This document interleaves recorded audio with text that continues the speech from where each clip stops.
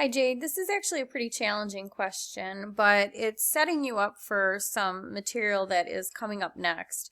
So I'm just looking at your solution here. Where did it go? It's not letting me flip Windows for some weird reason, but anyway, I looked at your solution and you have a while loop happening, which is good, and you have a flag with an if statement, all good things. But what you need to accomplish is you're looking at two arrays, same size, which is always easier to process. And one of the things you should keep in mind is when you're working with multiple arrays, let's say sales July is the first list. Okay, so you have a list of numbers. Let's say there are 5 numbers in your list. And what you want to be able to do is take that first number and then look through every single value in the other list in sales August, right? So you're going to take that first number that's in sales July, and in your if statement, you're going to compare it. One, then the next, then the next, then the next. You're going to go through the entire list, okay? Now, if it's in the list, then you can keep going. Now you want to move to the next value in sales July. And again, for that next value in sales July, you're going to start at the beginning of sales August again, and you're going to go to the next, to the next, to the next. You're going to go through and then go to the very end. So for each value in sales July, you have to look through all of sales August. So in order to do that, you need 2 loops. The first loop is going to manage sales July. The second loop is going to manage sales August. So this is a nested loop structure, and I'll show you what I mean. So I put down, I just made up these two lists here with numbers. So while I'm looking, let's say I want to know if this one is in the second list, right? Sales August. So my first loop is at position 0 because I go 0, 1, 2, 3, 4. And then I'm going to start here at 0 and I'm going to go 0, 1, 2, 3, 4. The answer is yes. I can stop here or I can go all the way to the end. It doesn't matter at that point. And then I can go back to the sales July list and move to the next value in the list. Now I want to start over again. And that's exactly what a nested loop structure allows you to do. So the outer loop, and usually I know you used a while loop, which is good because you can stop when you find the match or not a match. But a lot of times with arrays, you'll see that we use a for loop. You'll see this in your book. And the reason for that is because a for loop is pretty easy when it comes to processing arrays. I'm just going to show you what I mean. So let's say the outer loop is going to manage sales July 1st. So I'm going to create a variable called sales July index. And I'm going to set that equal to 0 because that's my starting point in my array, right? I always start at position 0. The next part of the loop then just says keep going. Sorry, it takes a minute. Until you reach 1 less than size.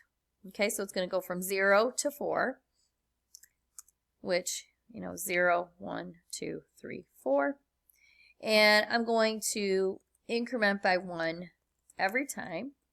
Okay, and so again, this is your outer loop, and this manages sales July. Put in your opening and closing, and now start setting up the inner loop.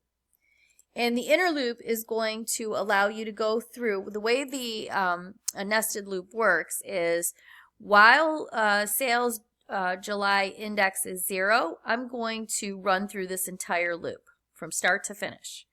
Then when I get to this point here, then I go back up to the top, and now sales July index is 1. And for sales July index is 1, this loop starts from the very beginning again and goes all the way to the end. And so you need to do that every time. If you think about it, if you weren't working in a computer program, right, that's exactly what you would do. You would say, okay, I'm going to check for 17. So I got to start at the beginning and go all the way to the end. Now I'm going to check for 5. Well, I got to start back at the beginning and go all the way to the end. That's what this is allowing you to do. Now, here, you want sales August index, and you want to start that at 0. You want to go until 1 less than size. This is all the same now. Okay, increment by 1, and you can label this for yourself, right? Inner loop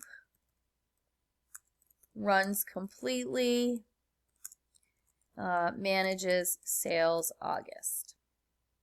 Okay, and so here, now I'm not going to solve it completely for you. I haven't thought this through 100%, so I don't want to steer you wrong, but I think this part you can probably figure out.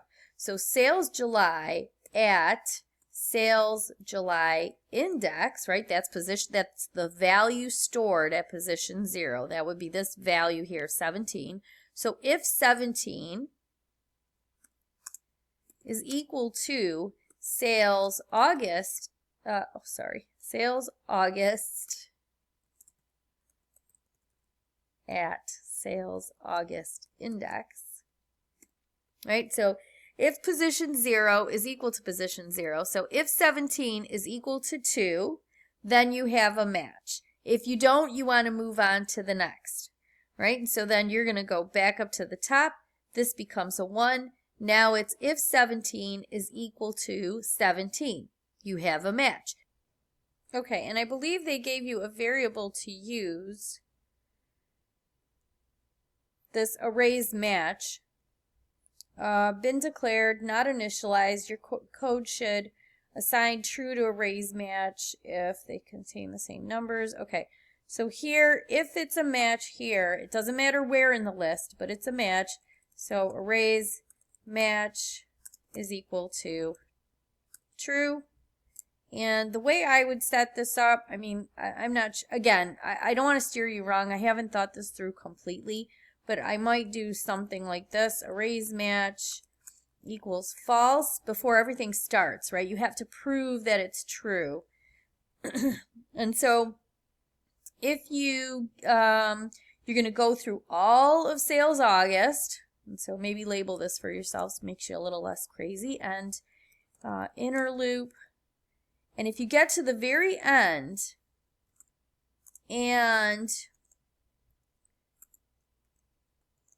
not arrays match, meaning it's still false, then you know that there's not a match and you should get out. Does that make sense, right? So if this is equal, so if this arrays match equals false, then they don't match, right? You never found it. You never found the item in your list. If it's true, it's going to skip this part. And here is end of the outer loop. Now it goes back up to the top here, and it moves on to the next number in sales July. It says, okay, now we got to go look for 5. And so then it starts over again. It goes through. Okay. I hopefully did not steer you too wrong on the statements on the inside, but you definitely need the nested loop to get started. Sorry for the long video. Hope this helps though.